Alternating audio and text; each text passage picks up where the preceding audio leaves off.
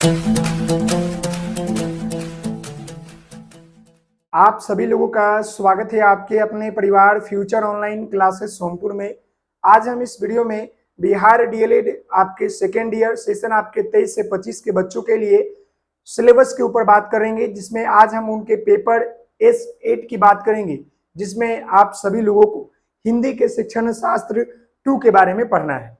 Already हमने जो है पेपर आपका S1 से लेकर S7 तक कंप्लीट सिलेबस बता दिया है। आपको प्ले लिस्ट में वीडियो मिल जाएगी। और अगर आप चैनल पर नए हैं तो चैनल को लाइक शेयर एंड सब्सक्राइब जरूर करेंगे। अभी मैं आपको इसमें संपूर्ण जानकारी देने वाला हूं। आपके 2 सवाल है उसको भी मैं बता दूं। आपके क्लास जो है कल या परसों से स्टार्ट हो जाएंगे।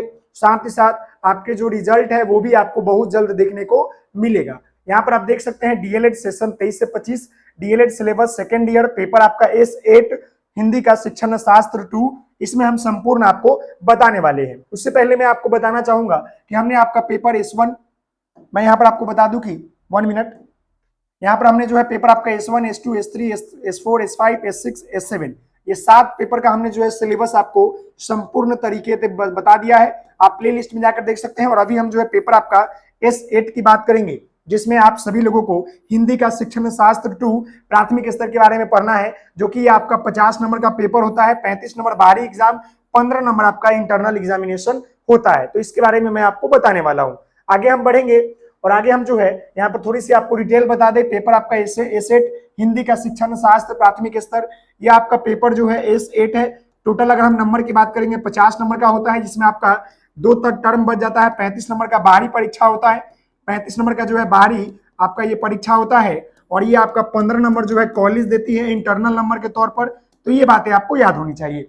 साथ ही साथ बता दें यह जो पेपर आपका S8 है, इसमें अगर टोटल यूनिट कितना पढ़ना है तो इसमें आपको टोटल यूनिट जो स्टडी करना है वो आपको 4 ही यूनिट अध्ययन करना है। तो हम एक एक करके जो है सारे यूनिट की बात करेंगे और आपको हम बताएंगे कि कौन से यूनिट में क्या पढ़ना है। समझ गए? जी हाँ।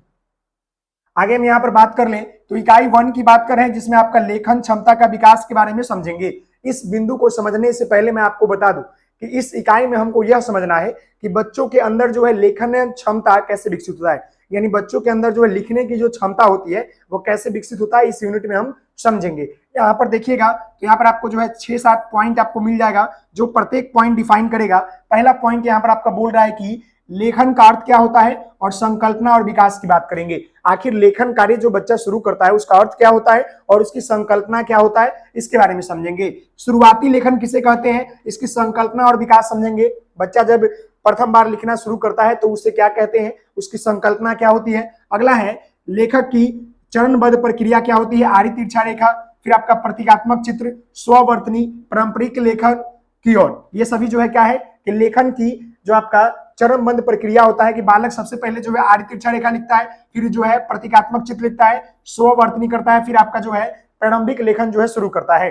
अगला है पढ़ना और लिखना का संबंध क्या है, पढ़ना और लिखने में संबंध क्या होता है, इसके बारे में जानना है। अगला पॉइंट है प्रारंभिक कक्षाओं में लेखन क्षमता के विकास के तरीके, चित्र बनाना, रेखा चित्र से कहानी बनाकर लिखना, अपनी रुचि के अनुरूप जो है चीजों के बारे में लिखना, कहानी को आगे बढ़ाकर लिखना, श्रुति लेख, आपका जो है शब्द में तुकीबंदी करना, पत्र, कहानी, कविता आदि लिखना, विज्ञापन बनाना, विभिन्न उद्देश्यों के लिखना।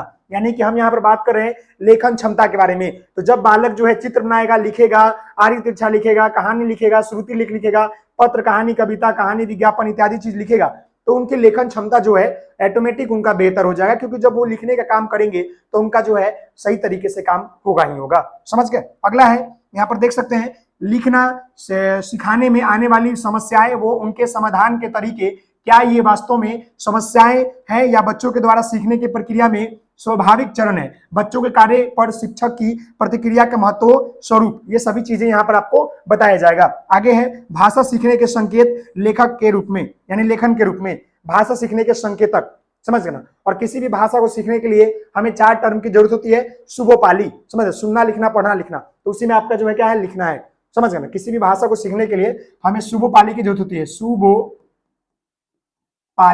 तो हम यहाँ पर जो है किसके बारे में पढ़ रहे हैं, लिखना के बारे में पढ़ रहे हैं। ये ली का मतलब लिखना होता है, सु का मतलब सुनना, बो का मतलब बोलना, प का मतलब पढ़ना। समझ गए ना? तो उसी के बारे में समझ रहे हैं। यहाँ पर लेखन क्षमता की बात करेंगे। आगे हम बात कर ले तो आगे यहाँ पर आपका जो है इकाई 2 आ गया, और इकाई 2 देखिएगा हिंदी शिक्षण में सीखने की योजना और आपका कक्षा प्रक्रिया की बात करेंगे।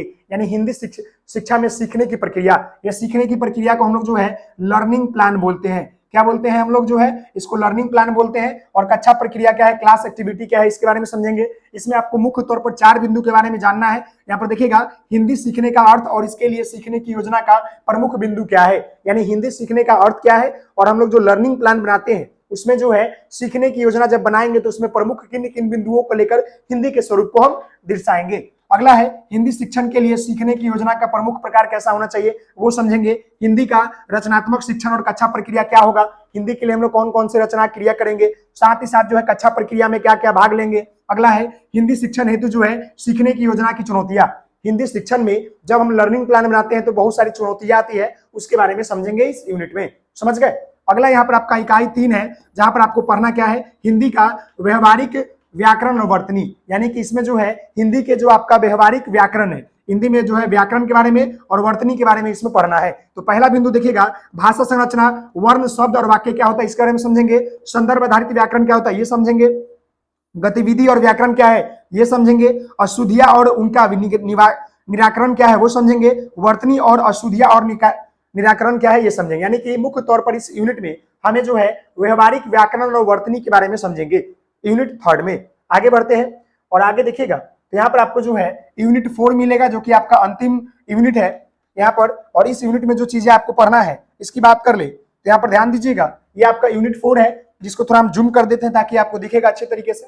ये बड़ा, चलिए अब आपको दिख रहा होगा, ये आपका यूनिट 4। समझ गए। तो यहाँ पर ध्यान दीजिएगा यूनिट 4 की बात कर ले, हिंदी शिक्षण का आकलन की बात करेंगे। यानी बालक जब हिंदी को पढ़ रहा है, सीख रहा है, जान रहा है, तो हम पता कैसे करेंगे कि बालक हमारे द्वारा पढ़ाया गया हिंदी को सीखा कि नहीं सीखा। इसलिए जो है हम जो है हिंदी शिक्षण में आकलन की बात करते हैं। तो यहाँ पर देखिएगा तो मुख्य तौर पर आपको 5 बिंदु के बारे में पढ़ना है। पहला बिंदु है हिंदी सीखने के संदर्भ में आकलन का अर्थ क्या होता है। बालक हिंदी सीख गया, उसमें हम आकलन किए, उसका अर्थ क्या होता है हम आपको बताएंगे। अगला है सीखने की प्रक्रिया के रूप में, शिक्षार्थियों के सीखने में मदद करने के रूप में, शिक्षांतरण को प्रति पुष्टि देने के रूप में, प्रक्रिया के रूप में, ये सभी चीजें के बारे में समझेंगे, आकलन के बारे में समझना। अगला है हिंदी भाषा में सतत और व्यापक आकलन की संकल्पना क्या होती है। सतत का मतलब होता है लगातार, यानी हिंदी पढ़ाया और पूछ लिया सवाल, ये आपका लगातार हो गया। व्यापक का मतलब होता है बड़ा स्तर पर, यानी ब्रॉड स्तर पर, साल के अंत में जो आपका एग्जाम होता है। अगला है भाषा में आकलन के विभिन्न तरीके, जैसे विभिन्न क्षमताओं का मूल्यांकन, मौखिक आकलन, अवलोकन, लिखित आकलन, प्रस्तुत अभिनय, पोर्टफोलियो, जांच सूची, रेटिंग स्केल इत्यादि चीजों के बारे में समझेंगे। आकलन और प्रक्रियाएं जो होती है उसको अलग अलग होती है, जैसे मौखिक आकलन, अवलोकन करना, लिखित अवलोकन, नाटक करना, जांच सूची, रेटिंग स्केल, पोर्टफोलियो, ये सभी चीजों के बारे में समझेंगे। सीखने के संकेतकों की समझ समझेंगे और हिंदी भाषा शिक्षण के आकलन में प्रश्नों की भूमिका को समझेंगे। इसी के साथ जो आपका पेपर S8 है, जिसमें आपको हिंदी के शिक्षण शास्त्र के बारे में पढ़ना था, यूनिट 4 इसमें आपको पढ़ना है। सभी चीज हमने आपको डिस्कस कर दिया। आशा करते हैं कि आपको ये बातें जो है समझ में आया होगा। तो आप सभी लोगों से निवेदन है कि प्लीज वीडियो को लाइक, शेयर एंड सब्सक्राइब करेंगे। मिलते हैं नेक्स्ट वीडियो में, तब तक के लिए धन्यवाद। थैंक यू सो मच, बहुत बहुत धन्यवाद। जी हाँ।